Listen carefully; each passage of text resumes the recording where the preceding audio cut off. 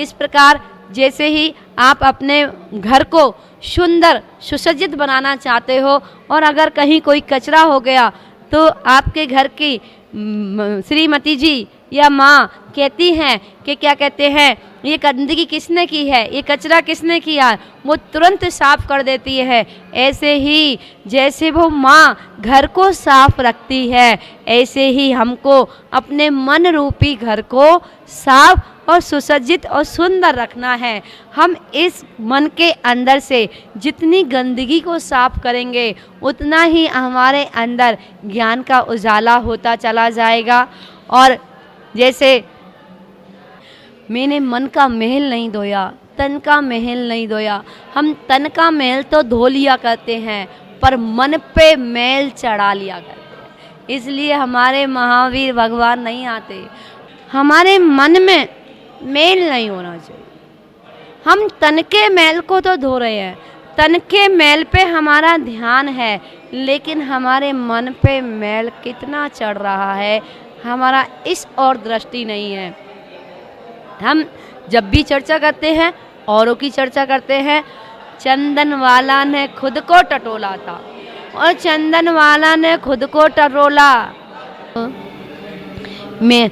चंदन वाला ने किसी की बुराई नहीं करी, चंदन वाला ने सेठानी के बारे में कुछ नहीं कहा, इसलिए तो वीर प्रभु चंदन वाला के द्वारे आ गए और पड़गाहन मिल गया।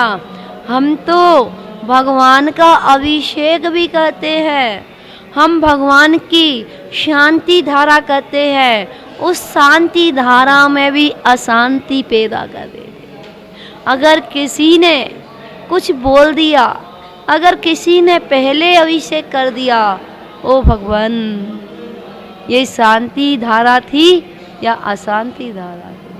आप सोचिए, आप विचार करिए, कर रहे हैं आप शांति धारा और मन में उथल पुथल चल रही है, मन में विकल्प चल रहे हैं, क्या वह आपकी शांति धारा कहलाएगी या अशांति धारा?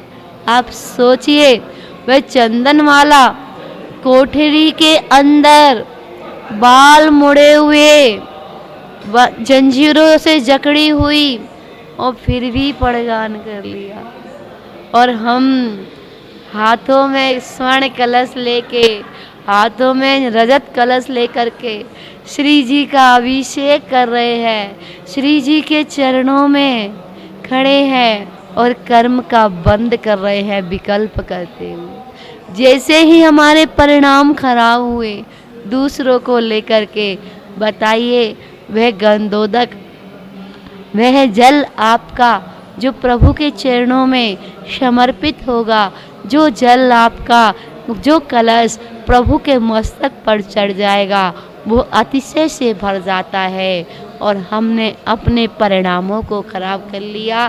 क्या हमें फल मिलेगा? नहीं मिलेगा।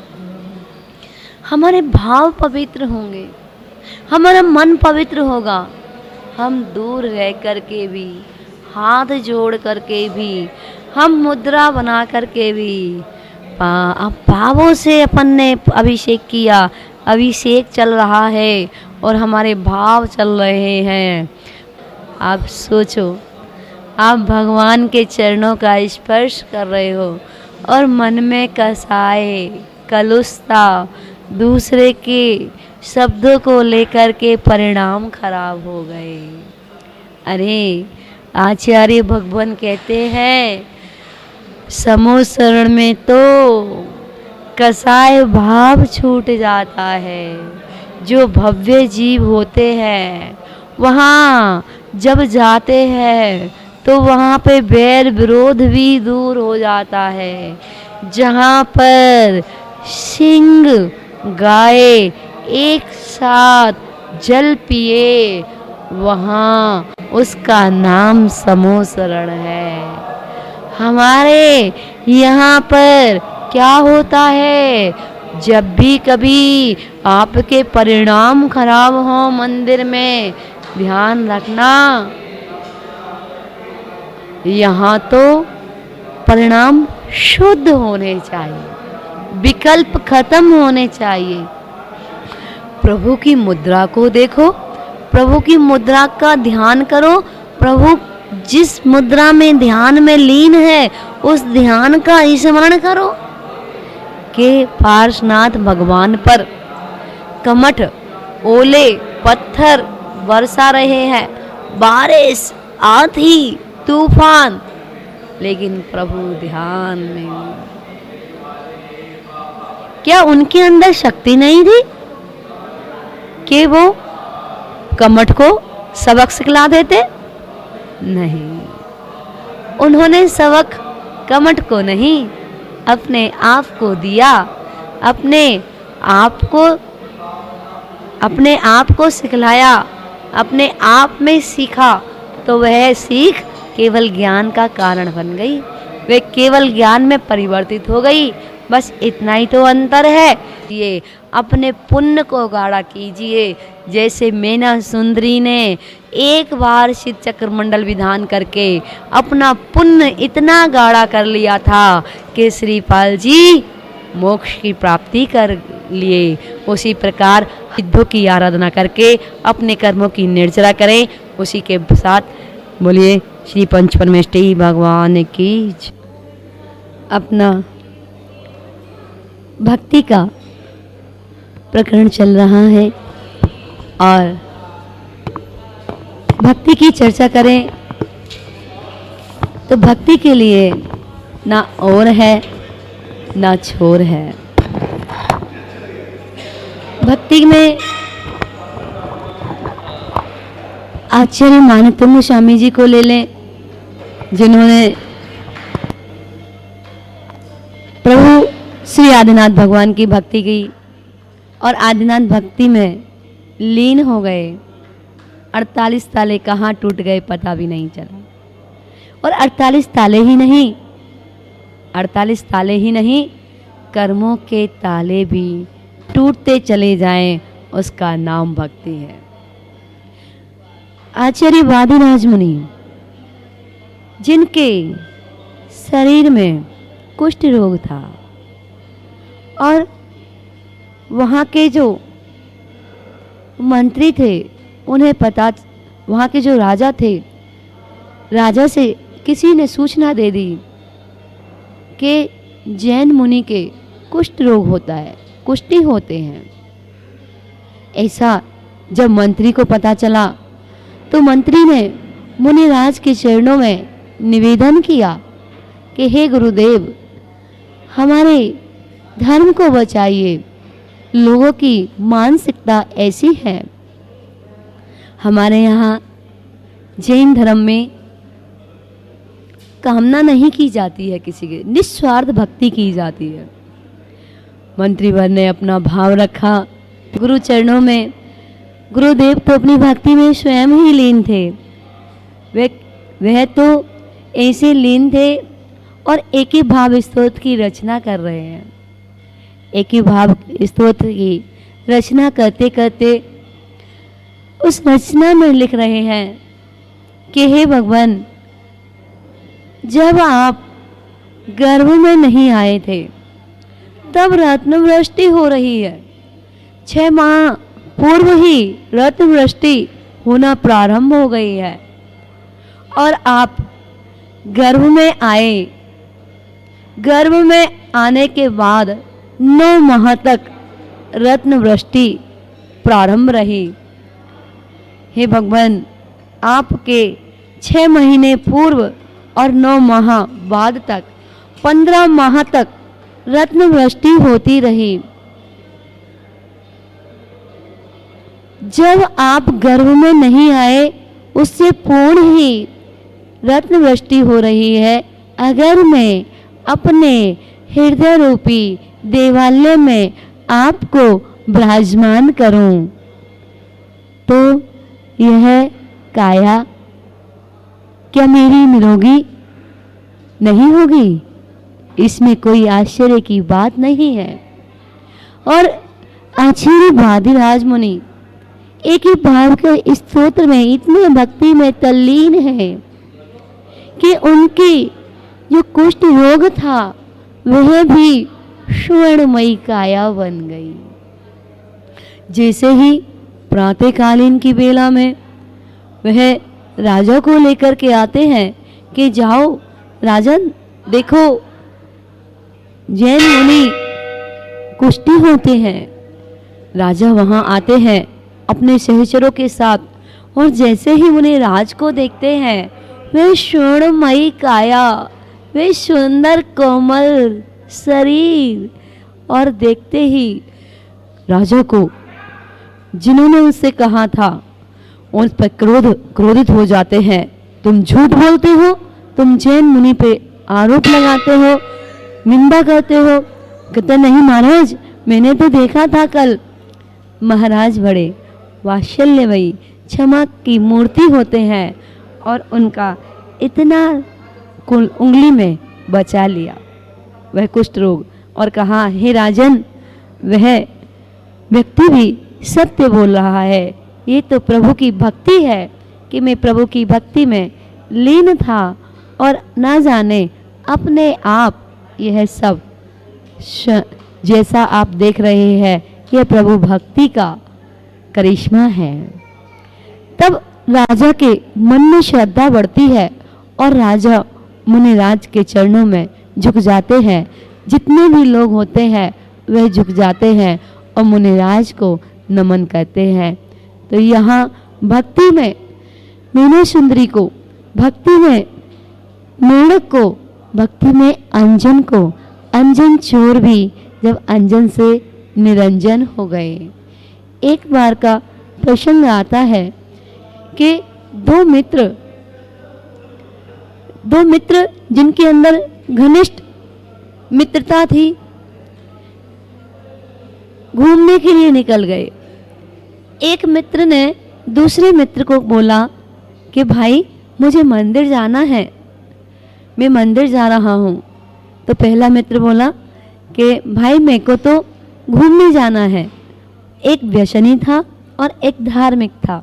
अब देखिए धार्मिक के परिणाम और व्यसनी के परिणाम, कैसे व्यक्ति पुण्य का अर्जन करता है और कैसे पाप का अर्जन करता है। दोनों मित्रों में वार्तालाप हुआ और एक ने कहा दूसरे से कि मैं तो मंदिर जा रहा हूँ, जिनालय जा रहा हूँ। ठीक है, मैं तो पिक्चर हॉल में जा रहा हूँ। दूसरे ने कहा मैं तो पिक्चर हॉल में जा रहा हूँ, मैं तो आनंद से रहूँगा वहाँ, आनंद से पिक्चर देखूँगा। एक पिक्चर देखने के लिए चला जाता है, एक जिनालय चला जाता है। जो जिनालय गया था वह अपने मन में विचार कर रहा है, अरे मैं भी चला जाता तो मुझे भी वहाँ देखने का अवसर मिलता। वो तो पिक्चर देख रहा होगा, आनंद मना रहा होगा, और जो पिक्चर देखने गया था, मूवी देखने गया था, वह मूवी में देखते देखते और परिणामों की विशुद्धि बना रहा है कि हे भगवान, मैं कहाँ फंस गया यहाँ पर आकर के, और मैं किस दलदल में, किस पाप क्रिया में फंस गया। मेरा मित्र तो वहाँ तीर्थ क्षेत्र की वंदना करने गया है, और वह तो तीर्थों की वंदना करके कितना पुण्य का अर्जन कर रहा होगा, भगवान के चरणों का स्पर्श कर रहा होगा, भगवान की पूजन कर रहा होगा, भक्त विधान कर रहा होगा। वह इससे पुण्य अर्जन, पाप करते हुए भी पुण्य का बंद कर रहा था, और दूसरा मित्र पुण्य का बंद करते हुए भी मंदिर में भगवान के सामने भी पाप का बंद कर रहा था, मित्र के बारे में सोच रहा था। इस प्रकार हम पुण्य का बंद कैसे करते हैं, पाप का बंद कैसे करते हैं, इसके लिए हमें जानकारी होना चाहिए। हम पुण्य करते हुए भी पाप का बंद कर लेते हैं, हम पाप करते हुए भी पुण्य का बंद कर लेते हैं। हम पुण्य में पुण्य करने के लिए भी पुण्य चाहिए, इसलिए हमें अपने भावों पर विशेष ध्यान देना चाहिए, क्योंकि भावना ही भवनाशिनी होती है और भावना ही भववर्धिनी होती है। हमें अपने भावों को निर्मल बनाना है, हमें अपने भावों को सरल बनाना है, हमें अपने भावों को पवित्र बनाना है। जितनी हमारी भावनाएं पवित्र होंगी उतना ही हमारा पुण्य का अर्जन होता जाएगा, और जितने हमारे परिणाम निर्मल होंगे वह निर्मल परिणाम होते होते एक दिन प्रभु की श्रेणी में पहुंच जाएंगे। तो हम अपने भावों को निर्मल बनाए। जब हम भक्ति करें तो हमें कहीं कोई ध्यान ना, बस केवल अपने परिणामों की संभाल। ये परिणामों का उतार चढ़ाव, जैसे जीवन में सुख दुख आता है, जैसे सुख दुख का उतार चढ़ाव रहते हैं, ऐसे ही परिणामों के जीवन में उतार चढ़ाव रहते हैं। जब जब हम अपनी विशुद्धि बढ़ाएंगे, अपने भावों की विशुद्धि बढ़ाएंगे, हमारा गुण स्थान बढ़ता चला जाएगा। और जैसे ही हमारे परिणाम अशुद्ध होंगे, अशुद्धि की ओर होंगे, पाप क्रियाओं की ओर होंगे, हमारा गुण स्थान नीचे गिरता चला जाएगा। हमें अपने परिणामों की विशुद्धि बढ़ा करके हमें गुण स्थान बढ़ाना है, ना कि गुण स्थान गिराना है। हमारी सोच पर निर्भर करता है। अगर हमारे पास एक गिलास में आधा गिलास जल है तो उसको हमारी पॉजिटिव सोच कहती है, पॉजिटिव विचार कहते हैं, पॉजिटिव थॉट कहते हैं आधा गिलास भरा है, और नेगेटिव विचार आधा गिलास खाली है। आधा गिलास खाली दुख का कारण है, आधा गिलास भरा है सुख का कारण है। हमें अपने परिणामों को सुख में कैसे बदलना है, दुख से सुख में बदलने का नाम ही तो धर्म है। जैसे सीता सती को जब जंगल में छोड़ा गया, आप सती सीता को याद कीजिए, आप पुरुषोत्तम श्री राम को याद कीजिए। वह महापुरुष श्री पुरुषोत्तम राम, श्री रामचंद्र जी जब सीता का हरण हो जाता है तो एक पल के लिए आकुल व्याकुल हो जाते हैं, और पेड़ पौधों से पूछते हैं, पशु पक्षी से पूछते हैं, किसी ने मेरी सीता को देखा, किसी ने मेरी सीता को देखा, कोई तो बताए मेरी सीता कहाँ है। और कितने आकुल व्याकुल हो जाते हैं, एक क्षण भी रहना मुश्किल हो जाता है। और जब कुछ दिन बीत जाते हैं, जैसे ही सीता को लेकर अयोध्या आते हैं, लंका को जीतकर सीता को लेकर अयोध्या आते हैं, व्यक्ति ने लोक अपवाद में कुछ शब्द ऐसे बोल दिए कि श्री रामचंद्र जी को सीता का भी परित्याग करना पड़ा, और उनको कहाँ छुड़वाया, कहा कृतांत वक्र जाओ सती सीता को ऐसे भयानक जंगल में छोड़ करके आना जहाँ कहीं किसी पशु पक्षी का वास भी ना हो।